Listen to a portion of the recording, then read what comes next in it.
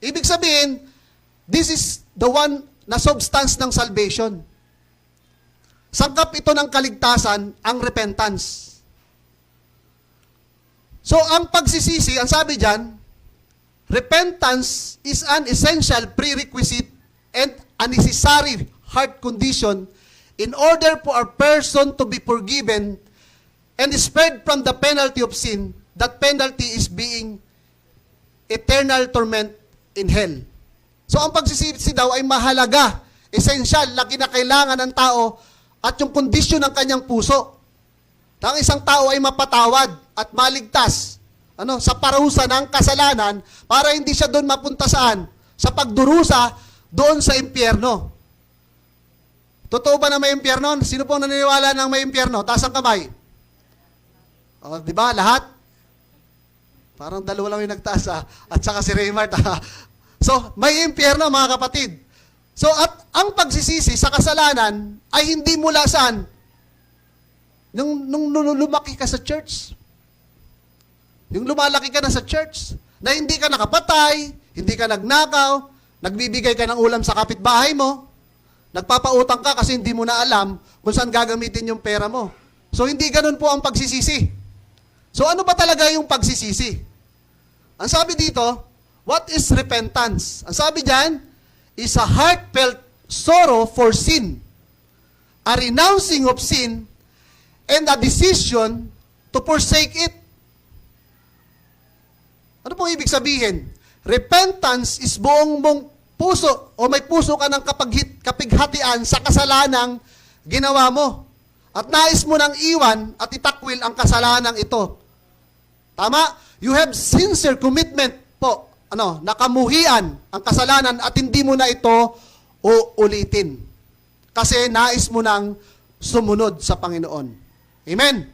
So, ang repentance ay hindi yung iniiyakan mo, ang ginawa mo, mong mali, kasi may nakakita sa'yo. So, madalas ang tao nagre-repent kapag may nakakita sa kasalanang kanyang ginawa. Hindi po repentance ang tawag doon. Ang tawag po sa inyo ay actor and actress, mga artista. Fake po ang repentance na yon. Kasi nagsisisi ka lang o umiyak ka lang dahil may nakakita. Di ba? So, ang true repentance, kahit wala kang nakakita sa'yo, lumuluhod ka at umiiyak ka sa Panginoon, sa particular sin na ginagawa mo, yun ang totoong repentance. Amen? Humihingi ka sa Diyos ng tawad dahil sa ginawa mo. Na ang ginawa kong ito, Lord, hindi ko na muling uulitin. So, mahalaga itong pag-aaralan natin ngayong umaga. Ang part ng Lord ay isave niya tayo. Yun lagi natin tatandaan. Ang part naman natin na mabuksan na tayo sa katotohanan.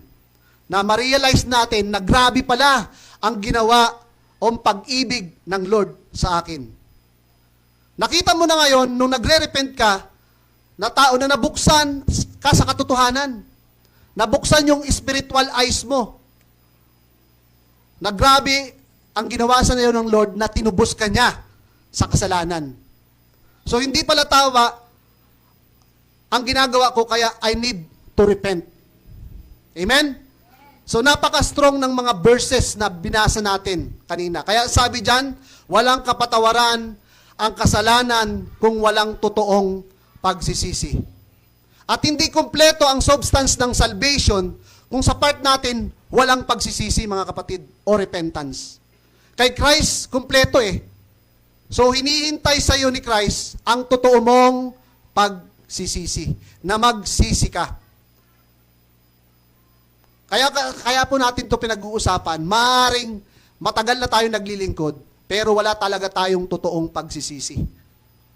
May nagsasabi, wala naman akong ginawang masama, Brother Bert. Wala akong ginawa. Wala akong nilokong tao. Hindi ako tumataya sa loto, sumusunod ako sa magulang ko, faithful naman ako. Wala akong immoral na ginagawa. Kaya lang, very clear sa Bible, mga kapatid. Kapag self-righteous ka, makasalanan ka rin. Self-righteous means, sinasabi mo na hindi ako katulad ng iba. Sila makasalanan, ako hindi. Tawag sa'yo, Pariseo. Tandaan natin, hindi tayo naligtas dahil sa mabubuting gawa natin. Naligtas tayo dahil sa awa, habag ng Panginoon. Kaya wala dapat tayong ipagmalaki. Ano yan? Ephesians 2:8-9 nakasabi doon, sinasaad doon. Ang paggawa natin ng mabuti ay response lang natin yung sa Lord. Dahil nakilala natin ang kabutihan niya sa ating buhay. Say amen? O, ganun po. So, ang pag-uusapan natin, ang tunay na pagsisisi. Ang tunay, kung tunay, merong fake. Di ba? May tanong ako sa inyo mga kapatid. Nung si Eva at si Adan ba ay nagkasala? Ang tanong ko sa inyo, nagsisi ba sila? Di ba? Nagsisihan sila, hindi sila nagsisi. Alam nyo kung bakit tayo nadamay? Siguro iba yung sitwasyon ng buhay natin ngayon kung si Eva at si Adan ay nagsisi. Di ba? Hindi sila nagrepent. Ano sinabi ni Adan? Kasi itong babae po na binigay nyo sa akin, pinakain po ako ng bunga ng nakakaalam ng mabuti at masama. Ito namang si Eva, ano naman sabi? Ito kasing ahas na to. Tinukso ako. Ano naman sabi ng ahas? Sabi ng ahas, wala siya makita ngayon. Ha? Di ba? So, ito po ang sakit nating lahat mga kapatid. Kapag tayo ay nahuli sa kasalanan, na ginawa natin, naghahanap tayo ng masisisi. Nasa akala natin ay maliligtas tayo sa ginawa natin. Ang tawag po doon ay blame shifting. Ang blame shifting kasi is a defense mechanism ng isang tao. Tama? Pero hindi po tama yun. Naghahanap ka ng masisisi mo. Kaya nga pag may nahuli, nanonood ba kayo ng balita? Pag may nahuli ng pulis, ini-interview ng mga nagbabalita, anong sabi? Bakit mo ginawa yon? Kasi po ito, sinama lang ako eh. Bakit mo ginahasa yon? Kasi po yan, nakashort lang natukso po ako eh. O di ba naghahanap ng sisi. Doon galit ang Diyos, mga kapatid. Doon nagalit ang Diyos dahil walang repentance na nangyari. Kaya nga sila pinalayas doon sa paraiso eh. Ang ganda-ganda pa naman ang buhay nila doon sa paraiso. Imagine, yung pagkain mo doon, libre na, pipitas ka na lang ng kakainin mo. Lahat ng authority ay binigay sa'yo ng Diyos. Oh, Adan, Eva, papangalanan nyo yung mga hayop. O ikaw, mahaba ang liig mo, giraffe ka. O ikaw, medyo mabagsik yung mukha mo, tigre ka. O ikaw, nakasimangot ka palagi, mukha kang unggoy ka. Ha? Di ba? O ikaw, ang takaw-takaw mo, lagi gusto mo sa'yo na lang, buhaya ka. O di ba lahat ng authority binigay sa kanila, ang sarap ng buhay nila, pero ang hinahanap ng Diyos sa kanila ay yung totoo ka nagrepent. Pero hindi nangyari. Kaya galit ang Diyos doon. Kaya pinalayas. Ang ganda-ganda ng buhay nila doon eh. So makikita natin dito, yung original sin is na-contaminate tayo, mga kapatid. Tayong mga tao. Ibig sabihin, mahalaga ang repentance sa ating buhay. Di ba may mga tao nagsabi, bakit mo ginawa yan? Bakit ka naging adik? Bakit ka nagpakasama? Bakit ka nang bababae? Bakit ka pumatay? Etc. Kasi po, brother, broken family po ako eh. Iniwanan kami ng mga magulang ko, kaya ako nagawa ito. Walang nagmamal sa akin. Ito yung mga madramang buhay ng maraming tao. Ibig sabihin, sa halip na magsisi itong mga tao na to, anong ginawa? Sinisi pa nila yung pamilya nila. Marami namang mga broken home, broken family, maayos ang buhay eh. Marami mga broken, matino ang buhay. Kasi matino sila mag-isip. Sa halip na magsisi at aminin ang responsibilidad Nagja-justify pa sila. Kaya ko lang naman nagawa, brother, yun eh. Natukso ako, wala akong asawa. Ha?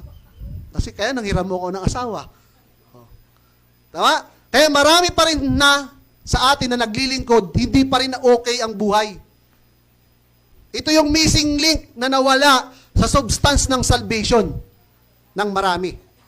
Akala nila okay sila, pumapasok sila sa church, involved sila sa maraming ministry, sa paglilingkod sa Lord. Pero wala pala yung personal repentance, herself and himself. So very clear mga kapatid, ang repentance is renouncing of sin and a decision of a will to forsake it and live a life obedience to God. Amen? Kaya napakalinaw na yun na ang pagsisisi, isang pagtalikod, hindi ka na babalik. Pagtalikod sa kasalanan at hindi mo na ito gagawin pa. Nagdesisyon ka sa iyong kaloob-looban na talikuran at mamuhay na kasama ang Diyos, kasama si Kristo na pagsunod sa Kanya. Amen? Palakpakan nga natin ang Panginoon. Medyo hinapo ako. Kaya mahalaga sa Diyos ang genuine repentance. Sino sa Biblia ang nakitaan nyo ng tunay na pagsisisi? Amen. Si David. Sabi ni David, Lord, restore me the joy of my salvation. Sabi ni David, if I regard iniquity in my heart, God will not answer my prayer. Ang sabi niya, if I cherish o may tinatago akong kasamaan sa aking puso, hindi ako didinggin ng Diyos, hindi didinggin ng Diyos ang aking panalangin. Tama? Ibig sabihin, kinilala ni David ang kasalanang ginawa niya. Tandaan natin mga kapatid, ang repentance, inaamin mo. Inaamin natin ang responsibilidad. Inaako mo na ikaw ay may gawa nito. Hindi mo ni biniblame sheep o isinisi sa iba ang ginagawa mo. Lord, ikaw ang may karapatan na ako'y parusahan, tatanggapin ko. Tama? Kaya yung mark of genuine repentance ay dapat makita sa atin.